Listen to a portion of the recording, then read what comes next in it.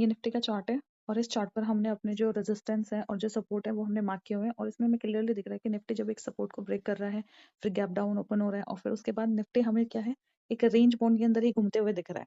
Nifty में इस chart में जो निफ्टी है वो क्या है, उसने इसमें बहुत सारे लोगों ने लॉसेस भी किए होंगे और बहुत सारे लोगों ने इसमें प्रॉफिट भी बुक किया होगा, क्योंकि मार्केट की जो डायरेक्शन है अभी डाउन साइड की हो रखी है। निफ्टी गैप डाउन ओपन होता है, फिर उसी रेंज के अंदर घूमता हुआ दिखाई देता है। तो अगर हम निफ्टी में बात करते हैं कि जो हमारी साइकोलॉजी होती है, जो हम सोच कर आते हैं ट्रेड करने के लिए, कि कोई पर्सन है तो उसकी मेंटालिटी क्या होती है, उसने वो एक वर्किंग है और वो अच्छे खासा अपना काम कर रहा है, लेकिन उसने बहुत सारे इन्फ्लुएंसर्स की वीडियो देखी और वो उन सब से क्या हो गया, इन्फ्लुएंस हुआ और उसने सोचा कि इसमें क्या है, बहुत सारा पैसा है। तो वो इसमें अपनी जो सेविंग्स है वो लेकर आता है और उन सेविंग्स के साथ वो ट्रेड करना स्टार्ट कर देता है। लेकिन ना ही तो उसके पास कोई सेटअप है, ना ही उसके पास कोई स्ट्रैटेजी है। वो आता है और नॉर्मली आके बिना किसी सेटअप के, बिना किसी स्ट्रैटेजी के ट्रेड करता है और उस ट्रेड में अपना लॉस कर लेता है। उसके बाद उसे लगता है कि यहाँ पे बहुत पैसा है, फिर वो लोन लेता है। लोन से सोचता है कि मैं काफी इंस्टेंट प्रॉफिट करूंगा और जो मैंने लॉस किया है मैं वो रिकवर कर लूंगा। लेकिन जब उसके पास ना स्ट्रैटेजी है, ना कोई सेटअप है, कुछ नहीं है, तो वो फिर से उसमें क्या करता है, अपना लॉस बुक करता है। लॉस बुक करने के बाद उसे लगता है फिर से वो उसी चीज के ऊपर फिर से एक और लोन लेगा या फिर किसी से उधार लेगा, फिर से आके ट्रेड करेगा और फिर उसमें आके वो अनसक्सेसफुल हो जाएगा, वो फिर से उसमें लॉस ले लेगा। तो अगर हमें ट्रेडिंग से प्रॉफिट चाहिए तो पहली बात, प्रॉफिट इंस्टेंट नहीं मिलेगा। और ट्रेडिंग में हमें सबसे पहले क्या होना चाहिए, हमें प्रॉफिट नहीं चाहिए होता है ट्रेडिंग में, सबसे पहले हमें लर्निंग चाहिए होती है, सीखना होता है।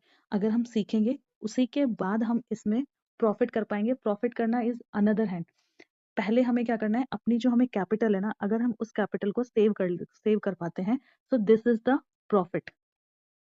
यही हमारे लिए सबसे बड़ा प्रॉफिट है। अगर हमारी जो कैपिटल है, ये कैपिटल अगर सेफ है, तो यही हमारे सबसे बड़ा प्रॉफिट है। तो हमें क्या करना है कि अगर हमें मार्केट से प्रॉफिट चाहिए और हमें चाहिए कि हम इसमें अपना जो करियर है वो ग्रो करें, तो उसके लिए हमें सबसे पहले एक सेटअप चाहिए।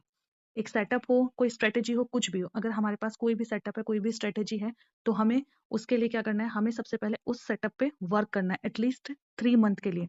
अगर वो सेटअप या स्ट्रेटेजी हमें 3 महीने में प्रॉफिट दे रही है, प्रॉफिट अगर वो नहीं भी दे रही है, लेकिन अगर वो हमारी जो कैपिटल है उसे हमें बचाने में क्या कर रही है, हमें सक्सेस रेट दे पा रही है, इस कैपिटल को सेव करवा पा रही है, तो वो हमारी स्ट्रेटेजी क्या है या सेटअप जो भी है हमारा, वो हमारे लिए वर्केबल है। तो अगर हम इस स्ट्रेटेजी को या अपने किसी भी सेटअप को 3 महीने के लिए स्मॉल कैपिटल पे रखकर अपनी कैपिटल को सेव कर पा रहे हैं, तो अगर हमारे सेटअप के अकॉर्डिंग कहीं भी हमारी ट्रेड बन रही है, तो एक प्रॉपर रिस्क मैनेजमेंट के साथ हमें उस ट्रेड को लेना है।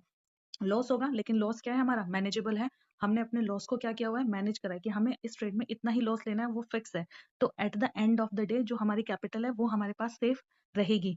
तो आप लोग 3 महीने के लिए नोटबुक लो, कुछ भी लो, जर्नल बनाओ, लिखो कहीं भी कि मेरे को सेटअप पे काम करना है और 3 महीने के लिए एक स्मॉल कैपिटल, 3,000, 2,000, 1,000, कुछ भी ले सकते हो।